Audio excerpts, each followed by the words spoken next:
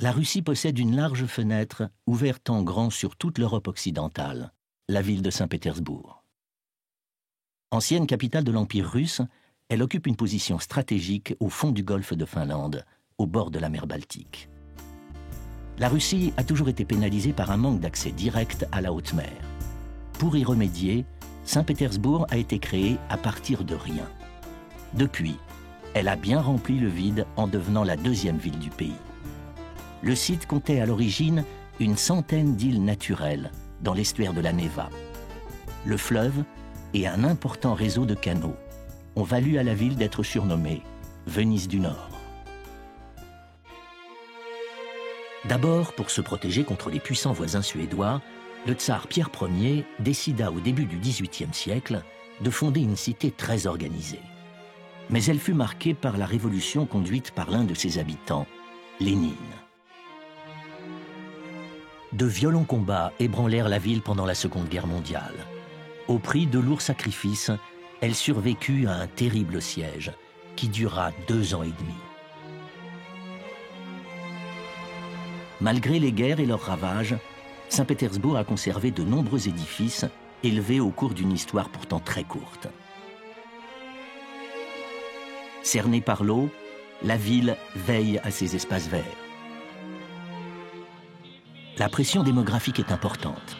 Avec environ 5 millions d'habitants, la ville de Saint-Pétersbourg est une des plus peuplées du continent européen.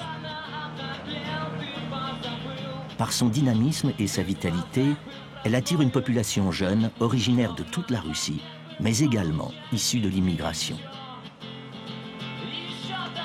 Auprès des jeunes, l'attraction de Saint-Pétersbourg repose notamment sur une excellente réputation intellectuelle. Les établissements d'enseignement supérieur figurent parmi les meilleurs du pays.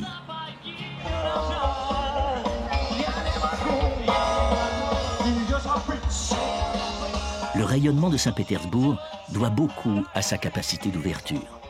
Toutes les sensibilités peuvent s'y exprimer, quel que soit le support. À travers l'histoire, les différentes expressions artistiques ont trouvé dans la ville leur inspiration. L'élégance et la puissance de la création, la diversité et l'habitude des activités culturelles donnent à Saint-Pétersbourg sa personnalité et son charme.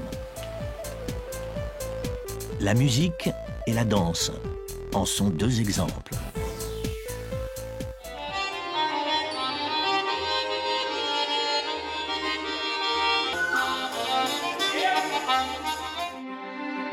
Impossible d'ignorer les lourds vestiges urbanistiques de l'ère soviétique, même si beaucoup d'entre eux sont peu à peu réhabilités ou remplacés. Grâce à de multiples facettes, un étonnant patrimoine architectural fait à lui seul une synthèse de l'histoire de la ville. Tous les courants de l'architecture, qu'ils soient actuels ou anciens, sont réunis dans un impressionnant catalogue.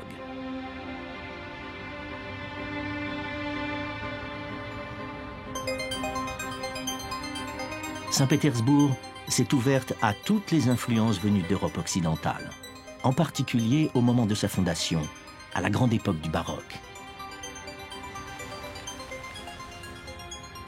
À Saint-Pétersbourg, les styles, comme le néoclassique, sont servis par des interprétations magistrales.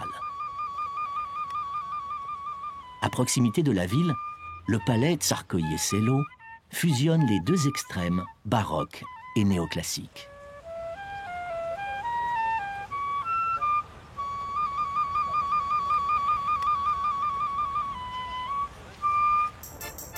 La conservation d'un patrimoine exceptionnel exige des soins permanents.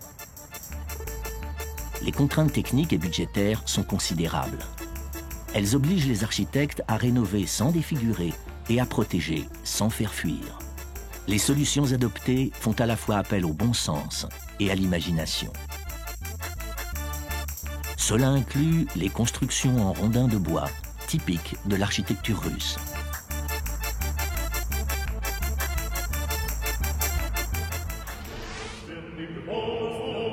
L'architecture témoigne aussi des différentes composantes religieuses de la ville. Les églises sont nombreuses. En effet, près de 70% de la population russe se déclare orthodoxe. Les musulmans possèdent une mosquée depuis le début du XXe siècle. Malgré une histoire tourmentée, la religion juive est également représentée.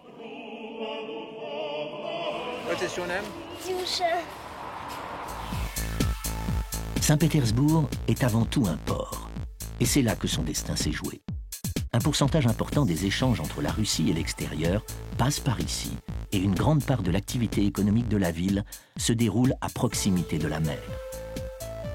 En hiver, le port reste le plus souvent accessible malgré les glaces. Mais il réclame aujourd'hui de la place pour s'étendre. Quant aux anciens bâtiments industriels de l'époque soviétique, beaucoup se murent encore dans le silence en attendant d'être réhabilités et réaffectés. Les chantiers se multiplient pour doter Saint-Pétersbourg d'infrastructures et d'équipements performants. La taille de la ville justifie les investissements, mais jamais au mépris du passé.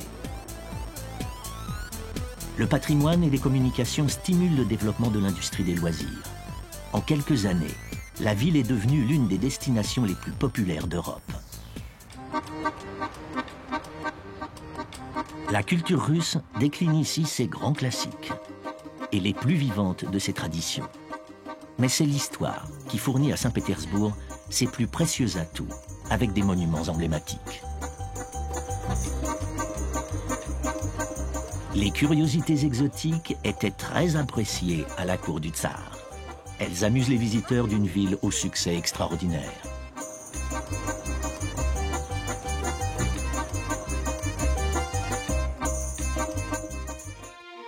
La ville est posée dans un milieu aquatique. Des dizaines de cours d'eau la parcourent et dans le sous-sol instable, les pierres n'existent pas. Par ordre du tsar, tous les bateaux et transports terrestres qui arrivaient devaient apporter une cargaison de pierres. D'autres consignes étaient imposées, comme celle de peindre les façades en jaune afin de compenser le manque de lumière.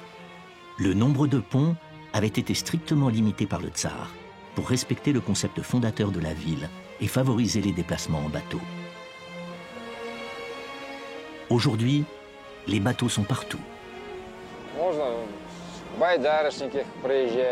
On peut rencontrer des kayaks ou même parfois des bateaux gonflables. On trouve de tout sur les canaux. Aux commandes de l'Empire, Pierre Ier voulait absolument occidentaliser la Russie. Très tôt, il voyage en Europe. Il séjourne à Vienne et à Londres, mais à Saint-Pétersbourg, le quartier de la Nouvelle-Hollande révèle qu'il est surtout conquis par Amsterdam, où il visite les chantiers navals de la Compagnie des Indes. L'empereur y aurait même appris le métier de charpentier.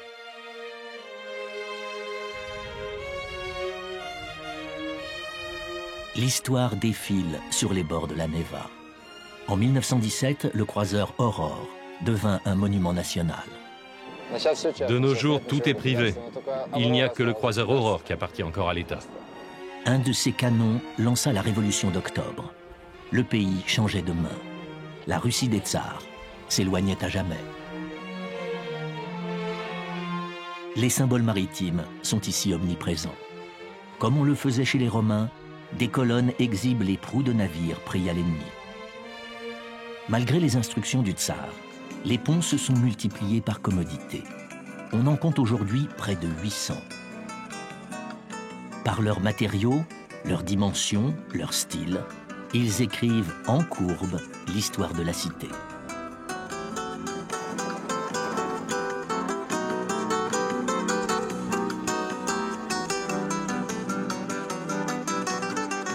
À l'origine construits en bois, les ponts rapprochent les habitants et les amoureux s'y donnent rendez-vous.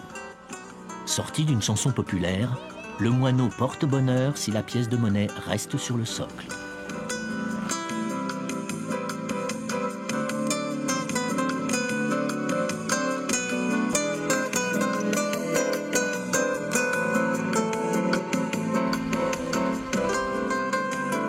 Beaucoup d'histoires d'amour commencent sur un pont et les amoureux cherchent à en laisser des traces.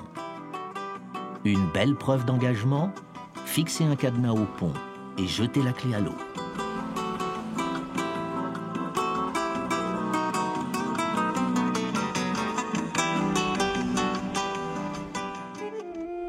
La forteresse Pierre et Paul est l'intraitable gardienne de la ville. Depuis sa fondation, elle verrouille l'entrée de la Neva. Elle sécurise les habitants qui, en été, viennent lézarder sur les plages ou les pelouses qui la bordent. La cathédrale Saint-Pierre et Saint-Paul se dresse au milieu de la forteresse. La flèche audacieuse évoque le mât d'un bateau surmonté d'une girouette. Un homme courageux y a hissé l'ange portant la croix.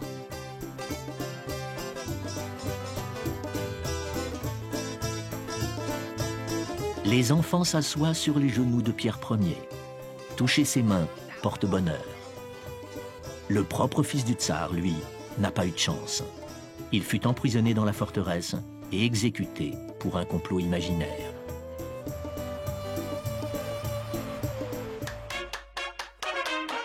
Sur le site originel de Saint-Pétersbourg subsiste une quarantaine d'îles.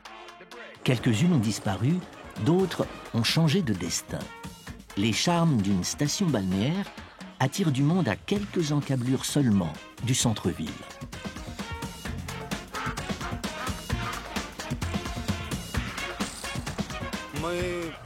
Nous sommes au cœur de Saint-Pétersbourg, sur l'île Krestovski.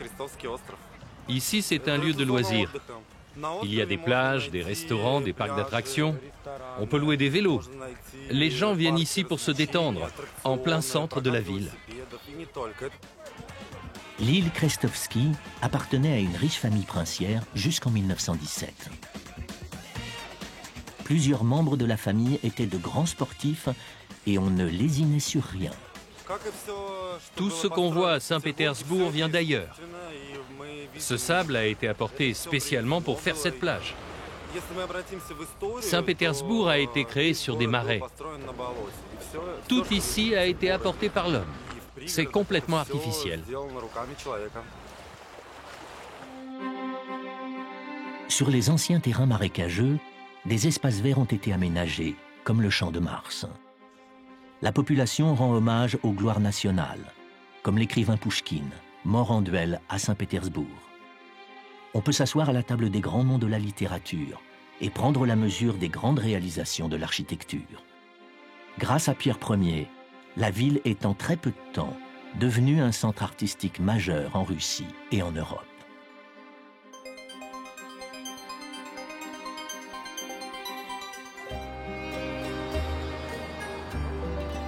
Dans le jardin d'été, les statues italiennes devaient initier l'aristocratie aux nouvelles valeurs culturelles de la Russie. Une promenade dans le jardin d'été suffisait à éveiller le goût du beau.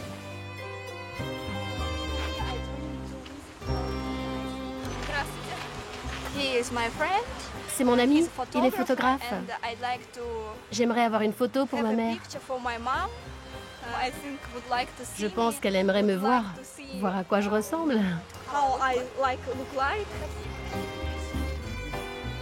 Au milieu des arbres importés d'Europe occidentale, le tsar s'est fait construire le palais d'été, une résidence plutôt dépouillée. Elle révèle encore l'influence hollandaise qui marqua le souverain.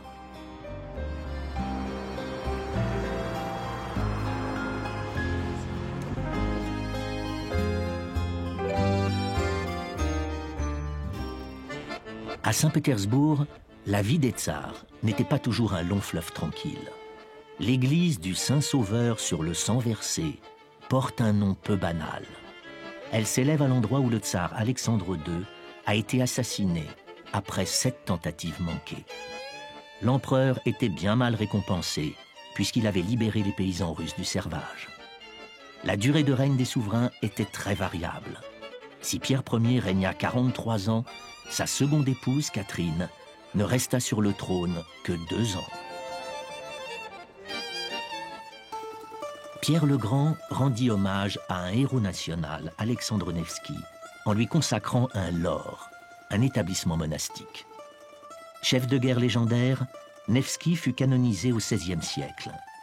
Il a toujours été l'un des personnages les plus populaires de Russie et sa vie inspire les artistes. La création et la restauration d'icônes est une spécialité du monastère.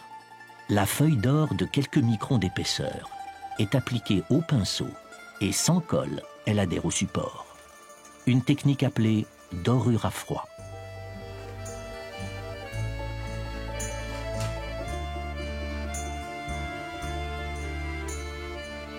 Mais ce n'est pas l'unique spécialité du lieu. Dimitri Mironenko. Ce que l'on voit ici sur les murs, ce ne sont pas des fresques anciennes, elles sont récentes. Comme sur ce mur, la fresque n'est pas tout à fait terminée. C'est une fresque en cours de réalisation. Sur les icônes, le fond doré symbolise la lumière divine.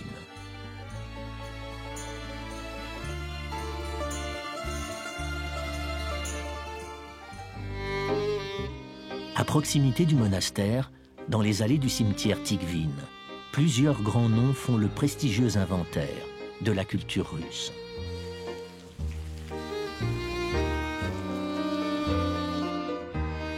Avec émotion, on y découvre entre autres les sépultures de grands noms de la musique, comme les compositeurs Tchaïkovski et Borodine, ou encore la tombe de l'écrivain Dostoïevski.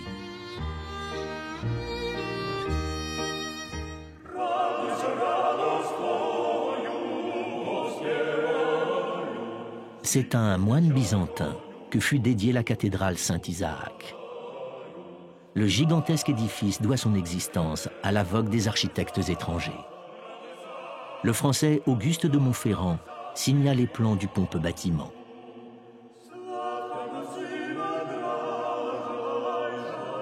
Les pierres rares et les ornements somptueux s'accumulent autour d'icônes composées de mosaïques. La construction donne le vertige par sa taille.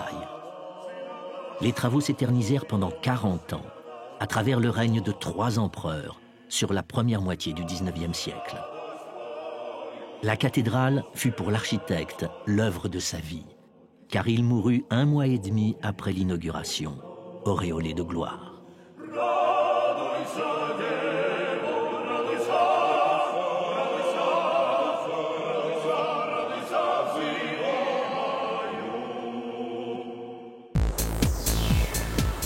Sur une ligne droite de près de 5 km, la perspective Nevski illustre parfaitement l'obsession géométrique de Pierre Ier. Ceux qui n'alignaient pas leur maison étaient expropriés et se voyaient infliger une forte amende. À l'origine, la rue était couverte de bois car la pierre était trop chère. Aujourd'hui, l'artère célèbre le règne de l'argent et du commerce.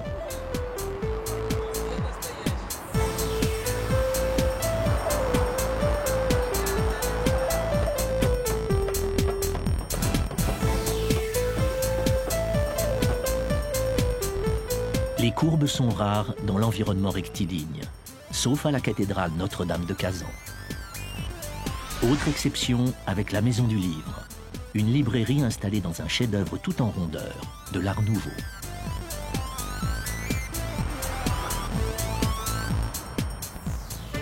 Toujours de style Art Nouveau, le magasin Eliseïev porte le nom de 2 frères. L'immeuble fut construit au début du XXe siècle dans un incroyable foisonnement d'éléments décoratifs. Le magasin est une épicerie de luxe.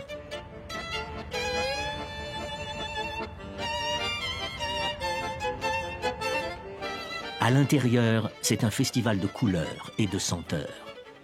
Son fondateur était un serf affranchi. Il avait réussi à trouver pour son maître des fraises en plein hiver.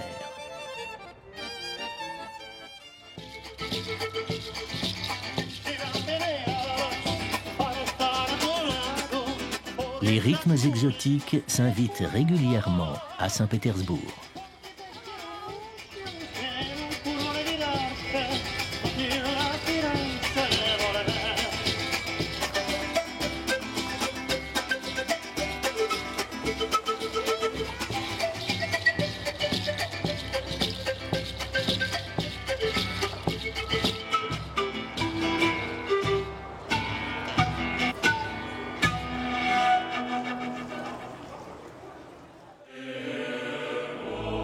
Le XXe siècle a produit de nombreux bâtiments en l'honneur des masses populaires, comme l'ancien siège du Parti communiste. La ville porta le nom de Leningrad pendant 67 ans, en l'honneur du fondateur de l'Union soviétique.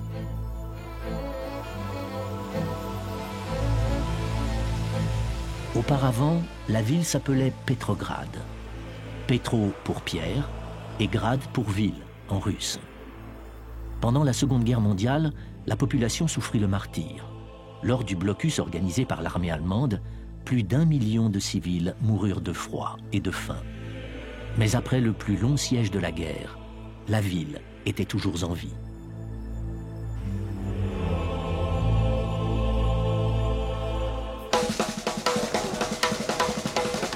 La gare de Moscou déborde de vie.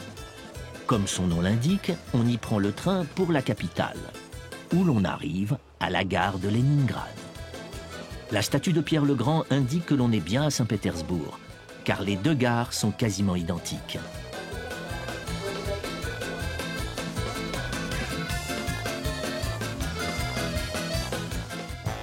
Il faut descendre profondément sous terre pour atteindre le métro.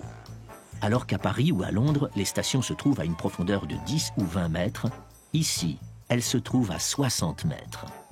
Explication, le sous-sol gorgé d'eau qui a imposé de creuser.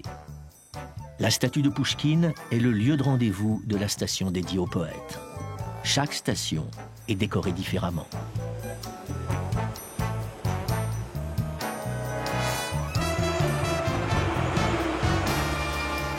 Le métro est d'une remarquable propreté et son réseau est très étendu. Pourtant, il est 2 fois plus court que le métro parisien. Il transporte aussi 2 fois moins de passagers. 2 millions de voyageurs par jour tout de même, qui sont particulièrement disciplinés.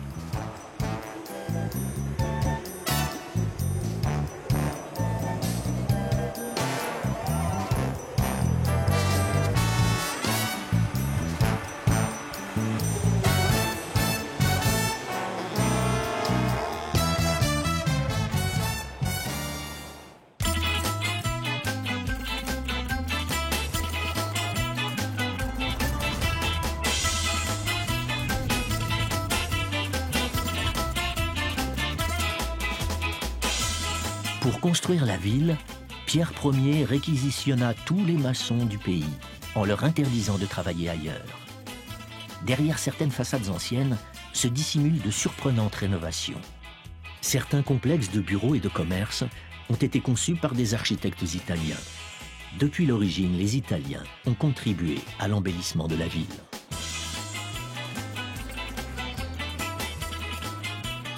De nombreux cabinets d'architecture, russes et internationaux, travaillent à la réhabilitation du patrimoine. Un centre commercial ultramoderne a pris place derrière une façade ancienne.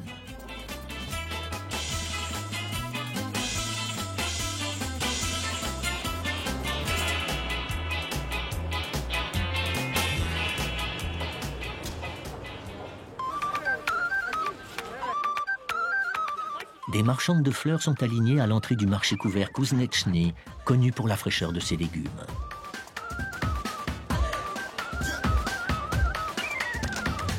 Pour se faire une opinion, le mieux, c'est de tester.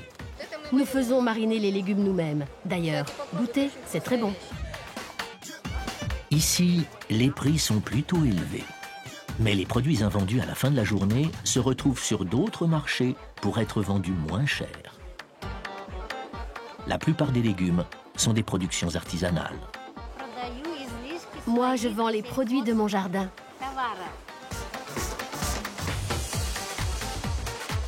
La qualité se paye, surtout quand les produits viennent de régions très éloignées. C'est très bon et excellent pour la santé. C'est du miel d'acacia, qui vient de l'Altaï, en Sibérie. Les grands classiques sont aussi présents. En rouge, les œufs de saumon. Parmi les ingrédients traditionnels de la cuisine russe, le fromage blanc joue un rôle important. On l'associe à de multiples recettes, mais on peut aussi l'apprécier au naturel, additionné ou non de crème fraîche. Les avis sont unanimes. C'est bon.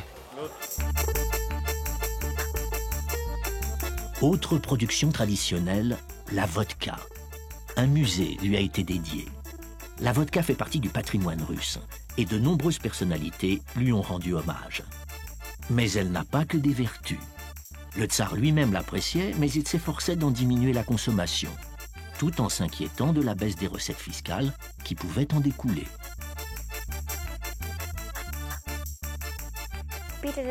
Pierre le Grand aimait boire beaucoup.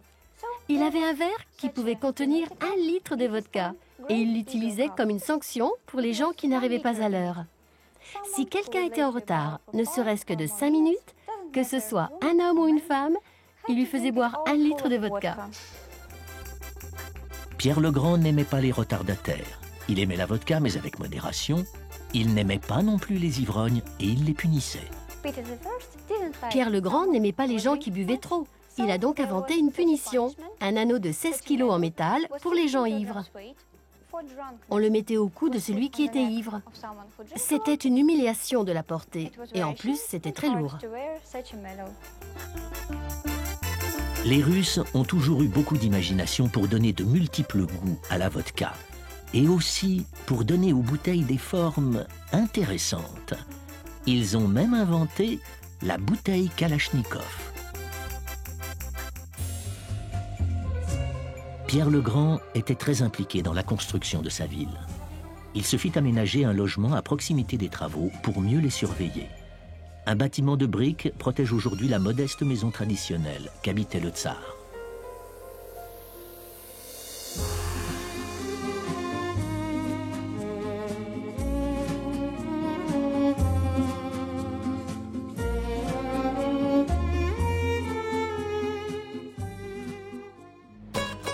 Le tsar a imaginé Saint-Pétersbourg parce qu'il détestait Moscou, une ville entièrement construite en bois.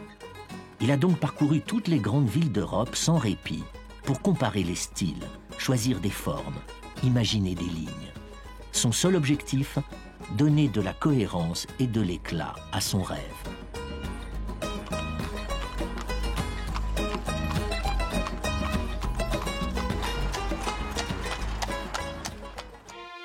Quand on découvre la place du palais, on doit reconnaître que l'empereur de toutes les Russies avait de l'intuition. Il donna l'impulsion à un ensemble unique qui pourtant a été bâti par 3 souverains différents. Le palais d'hiver héberge le célèbre musée de l'Ermitage. Il est midi. Le canon tonne non loin de là, dans la forteresse. Je suis une cavalière. Les Amazones en costume d'époque ont du mal à distraire les visiteurs, car le palais d'hiver est d'une beauté éblouissante.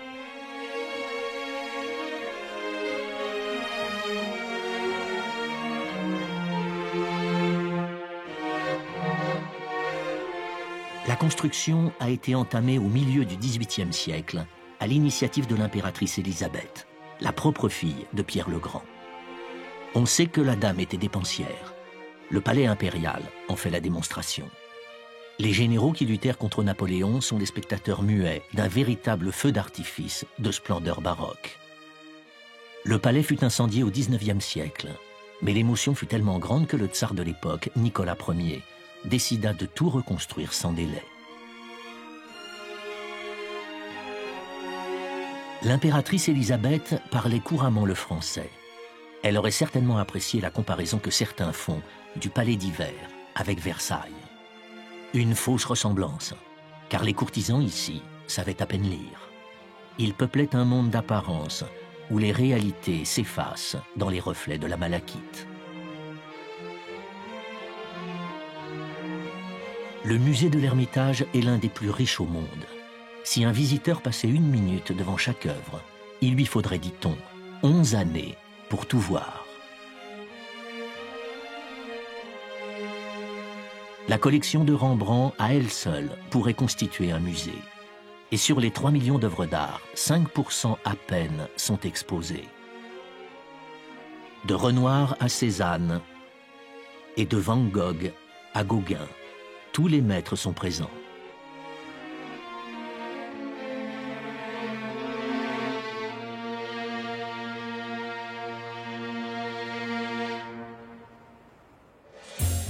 La cour impériale donnait des spectacles auxquels les enfants du personnel devaient participer. Pour les former, une école de ballet fut créée. Sa renommée a rejailli sur les théâtres de la ville. Tous les grands noms du ballet russe sont passés par le théâtre Mariinsky. Danseurs de légende, compositeurs et interprètes contribueront à la réputation mondiale du théâtre. Oksana Tokranova est l'une des responsables de l'établissement. L'histoire de ce théâtre a commencé en 1860 quand on a inauguré ce bâtiment qui porte le nom de la femme du tsar, Alexandre II. Cette femme était très connue pour son activité de mécénat. Le théâtre Mariinsky a été construit dans le bâtiment d'un ancien cirque détruit par un incendie. Au théâtre Mariinsky, on peut assister aussi bien à des opéras qu'à des ballets. De plus, nous avons un très bon orchestre symphonique qu'on peut écouter soit ici au théâtre, soit dans une autre salle dédiée au concert en face du théâtre.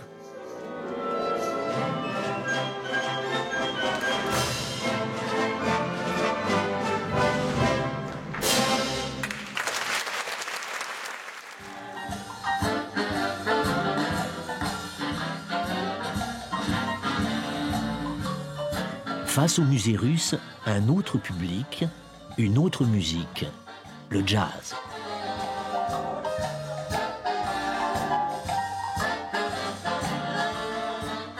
David Goloshokin, le musicien de jazz le plus connu de Saint-Pétersbourg. Je pense qu'aujourd'hui, le jazz à Saint-Pétersbourg est aussi populaire qu'en Europe.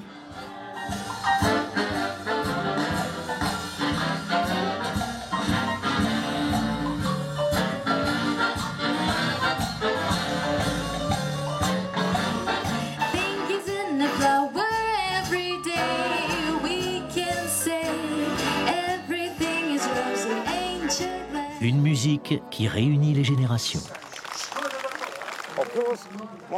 Bien sûr, les personnes âgées aiment encore le jazz. Mais on doit apprendre à la nouvelle génération ce qu'est le jazz. C'est ce que nous faisons au Philharmonic Hall. Vous pouvez voir tous ces gens venir ici dans la rue pour le festival. Et les salles de concert sont toujours pleines.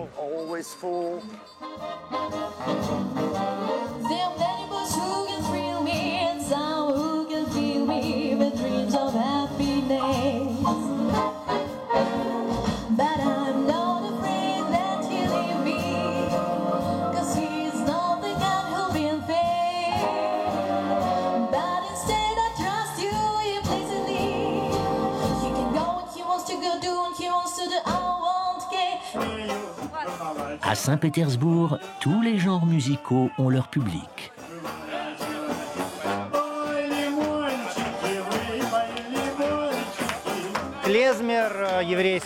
On joue de la musique juive, de la musique des Balkans, de la musique tzigane, tout le spectre des musiques, y compris la musique russe.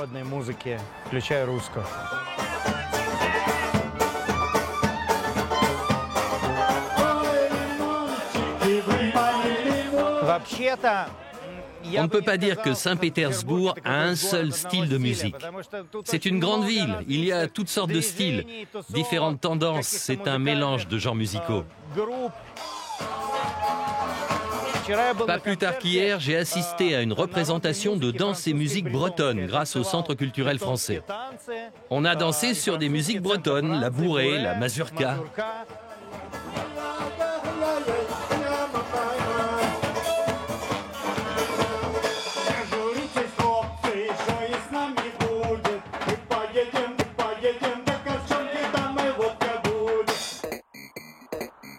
Il a été créé en 1989. C'est le premier Art Center de Saint-Pétersbourg. D'autres ont suivi son exemple en s'installant dans d'immenses immeubles désaffectés. D'anciennes usines, d'anciens bureaux ont ainsi trouvé une nouvelle vie. Les artistes du Love Project Etagy s'engagent pour défendre la nature et protéger l'environnement. Ils ont mis un immense espace à la disposition de l'art contemporain sous toutes ses formes.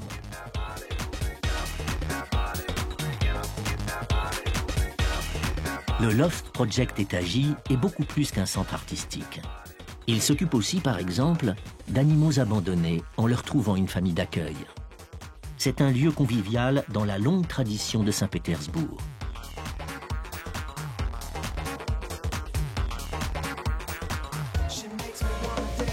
Le directeur Egor Archipenko. Nous sommes dans une ancienne boulangerie industrielle qui a cessé son activité il y a 5 ans. Et nous avons récupéré les lieux pour créer un centre culturel avec des galeries d'exposition, un café, un hébergement économique pour les étudiants. C'est un centre multifonctionnel.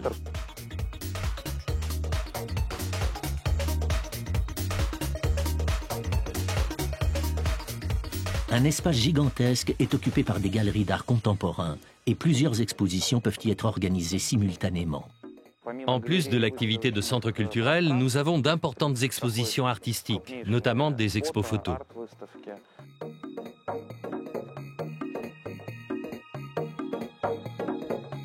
Les instantanés d'une ville située à la latitude de l'Alaska.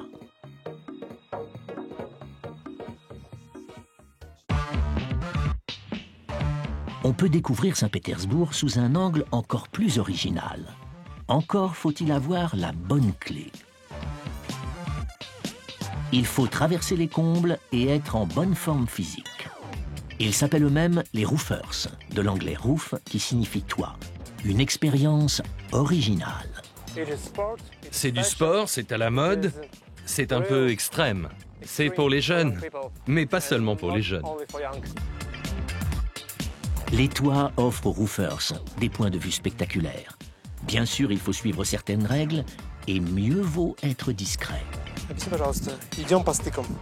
faut bouger par le chemin comme ça, parce que sinon on fait le bruit et il y a les habitants qui peuvent savoir que nous sommes là.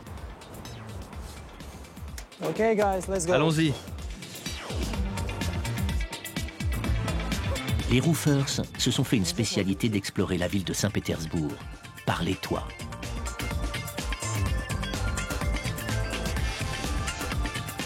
Sujet au vertige, s'abstenir.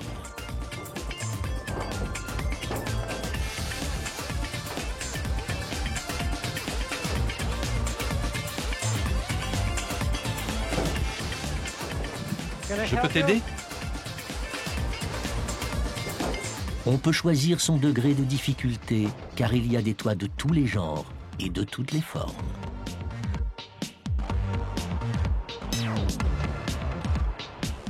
Les points de vue, en tout cas, sont inédits et mérités.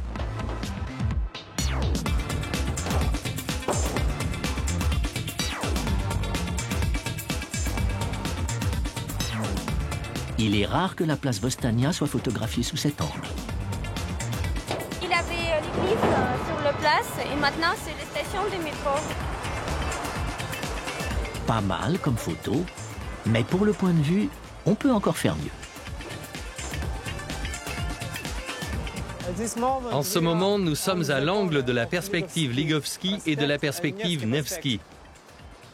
Et là, c'est la place Vostania.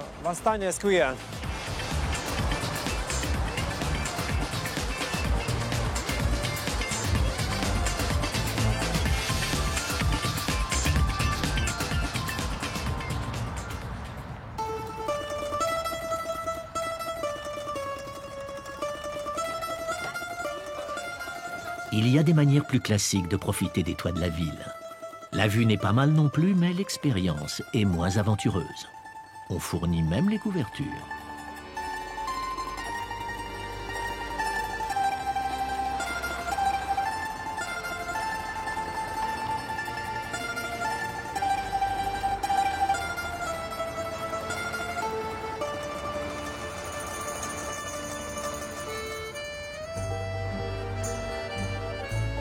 C'est le mois de juin, le solstice d'été.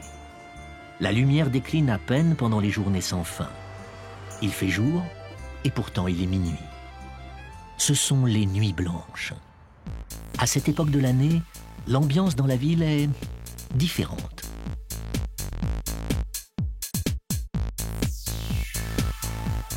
Tout le monde se promène. Il est presque minuit, il fait jour, tous les gens sont dans la rue et font la fête 24 heures sur 24. Il y a beaucoup de gens qui sortent, comme moi, qui ne dorment pas. C'est impossible de dormir. Et c'est dans une lumière irréelle que l'on enterre sa vie de jeune fille.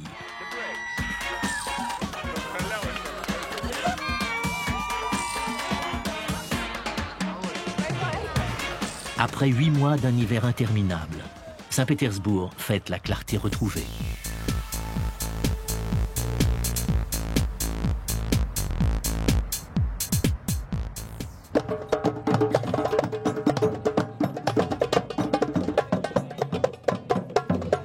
À la lumière de la nuit blanche, chaque soir, Saint-Pétersbourg célèbre un événement extraordinaire.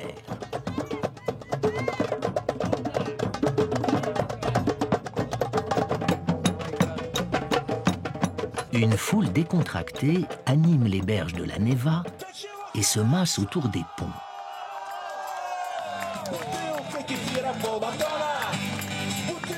Petit à petit, l'ambiance monte.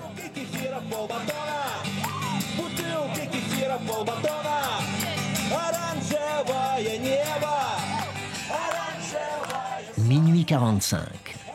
On interrompt le trafic sur les ponts. La foule est de plus en plus dense. De nombreux bateaux convergent vers les lieux où la vue sera la meilleure sur le spectacle.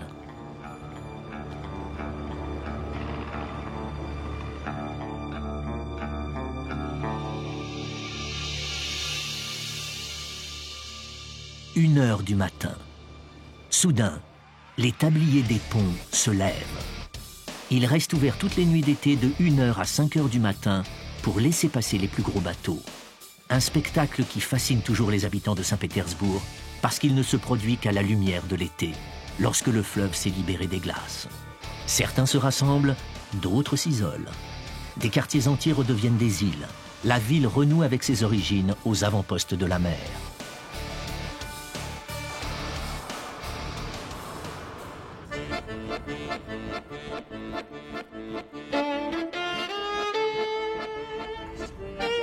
Les ponts levés obligent souvent les voitures à faire de longs détours. Mais personne ne s'en plaint. Au contraire. On s'en réjouit et les ponts servent de décor pour des photos souvenirs mémorables.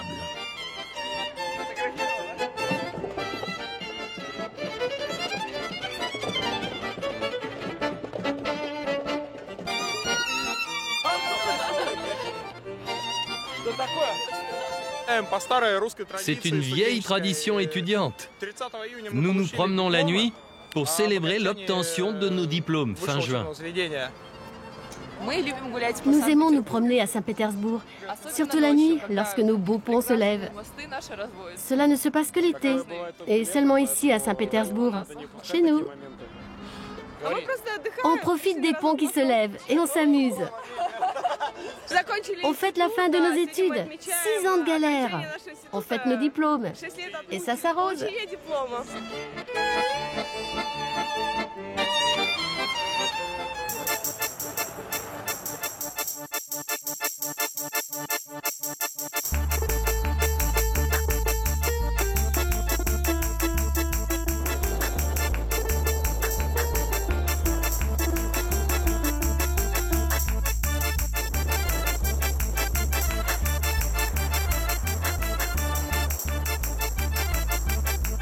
Les nuits blanches sont très agitées et on fait la fête partout.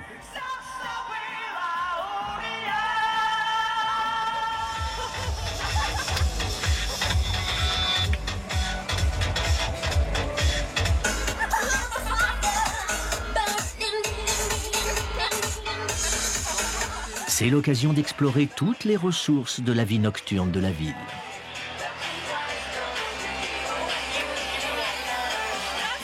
On nous filme.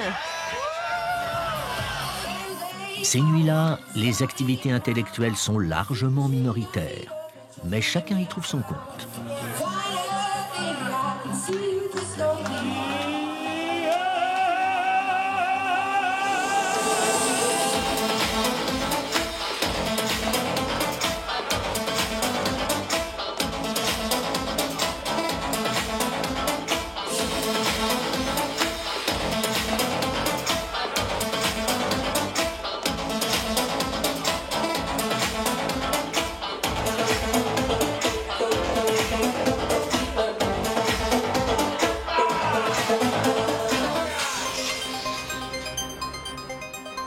5 heures du matin, perspective Nevski. La ville ne dort toujours pas. La nuit blanche n'en finit plus. On a perdu la notion du temps.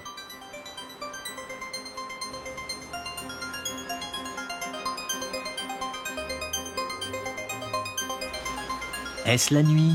Est-ce le jour? Peu importe. Bonjour de Saint-Pétersbourg. La ville est très belle. L'été, pendant les nuits blanches, c'est un bon moment pour visiter la ville. Mais qu'est-ce qu'il y a de si extraordinaire?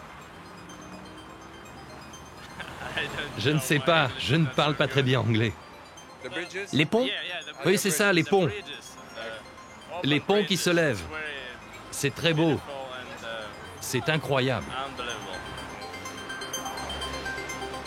Finalement, le jour s'est levé, mais personne ne l'a remarqué.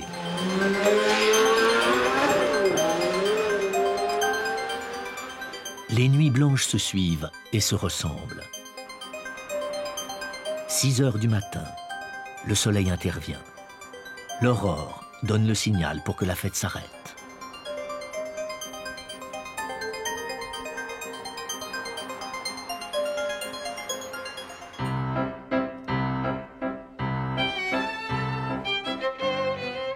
C'est l'heure de quitter la ville vers la haute mer. Direction le golfe de Finlande. L'hydroglisseur s'arrête rapidement devant un bijou baroque, Petergof, où l'on attend l'événement quotidien. Les fontaines jaillissent à 10 heures précises.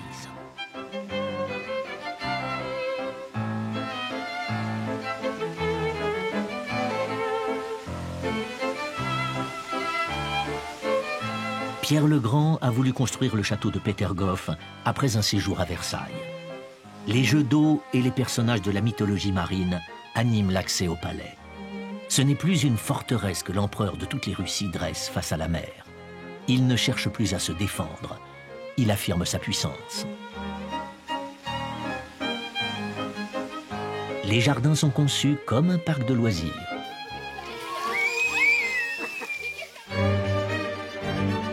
Des jardins bien entendu dessinés à la française, parfaitement symétriques.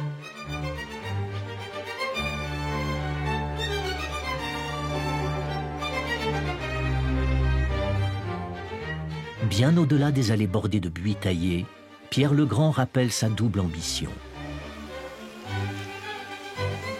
Au sommet de 2 chapelles baroques, il fait placer les attributs de la Russie impériale, héritée de Constantinople. L'aigle bicéphale qui regarde à la fois vers l'Europe et l'Asie, et la croix byzantine.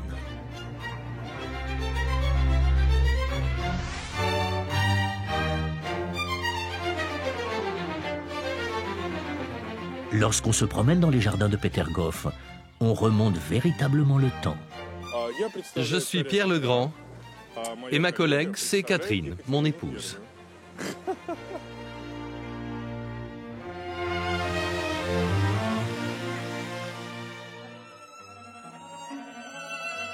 À Saint-Pétersbourg, d'autres palais permettent le saut dans un somptueux passé.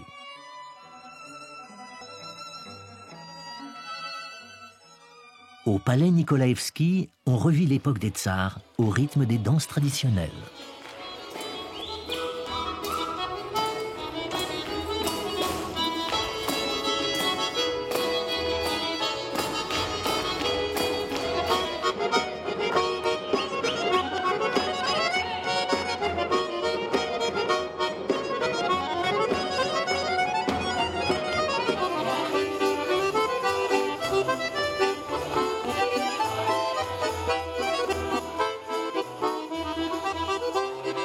Au temps de la splendeur, Saint-Pétersbourg a ouvert la Russie sur l'extérieur.